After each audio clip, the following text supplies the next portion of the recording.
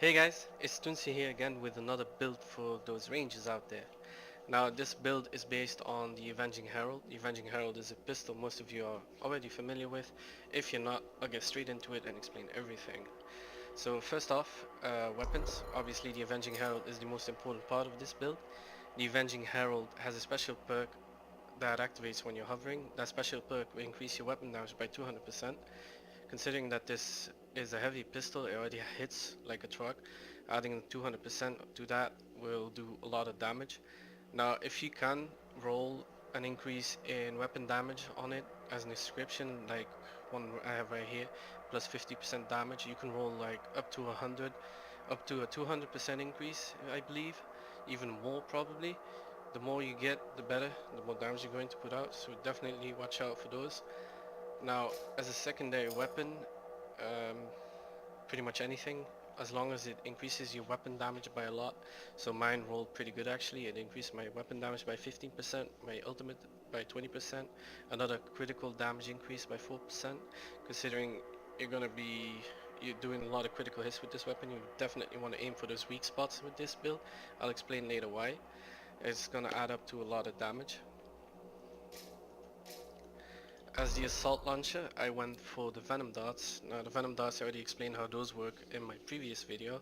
They're really good for priming enemies, so the way you want to use this build is you want to take out the shields with the Avenging Herald. After that you prime them, and then you hit them on their weak spot for another extra damage. As a grenade, obviously using the last argument. This build is focused on pure weapon damage, so it doesn't really matter how much damage your grenade does. As long as you roll it, as you have last argument, you're going to be getting your ultimate quite a lot, and this is going to add to your total DPS. The rolls you want to get on your grenade, I'd go for an increase in blast damage. Doesn't really matter, again, this is not the gear. You're not going to use your gear to kill enemies, so make sure you have good rolls on your weapons instead. As long as you use last argument, it's fine.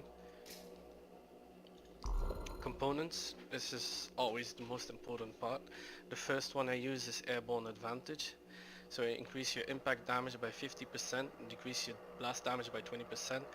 You're not using your blast damage in this build, you're only focusing on weapon damage, so go double stack impact damage, an increase of 35% combined with an increase of 50%, and then hovering increases all resistances by 10%.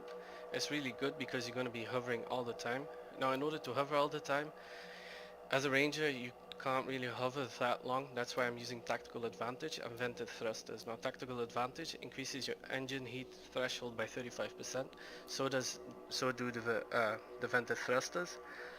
And the secret perk, well, the extra perk you get on the masterwork version, makes it so that weak point hits lower thruster heat build up by 10% for 5 seconds, and you're gonna be shooting weak points all the time, especially in boss fights, so this will make it that you can hover for quite a long time.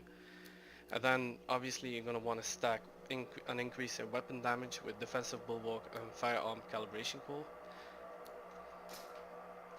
Now finally, the support gear.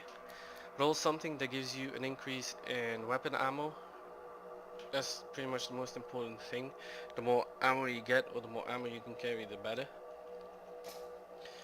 This was my build. As sigils, you definitely want to go with an increase in heavy pistol damage. You can stack them up to 60%. Again, really important that you stack the blue one, the green one, and the purple one. Now I'm going to show you some gameplay with this build. Please find that out. Put a stop to it. Father alert. Scars have done something to it.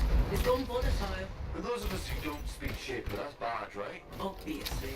Freelancer, we'll need to silence the relic.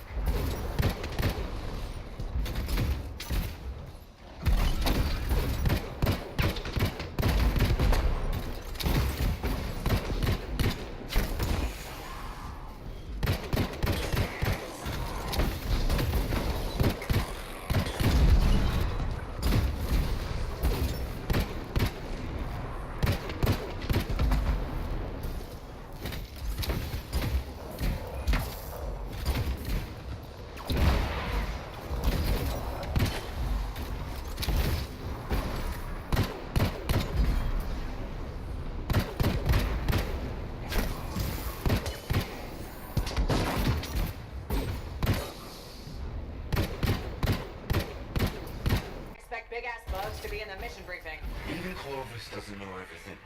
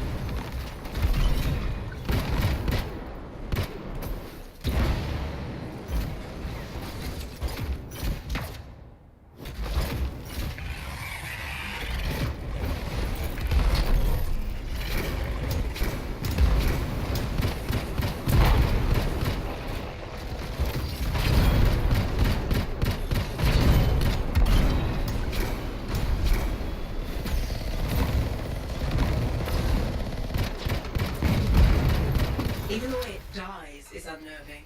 I wonder how many beers it'll take you to forget that thing. I'm gonna go with 8. 1 for each of the tyrant's legs.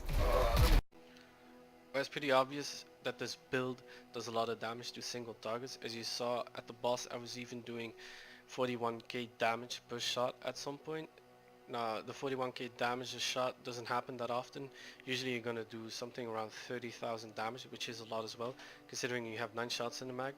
I definitely recommend getting this build first.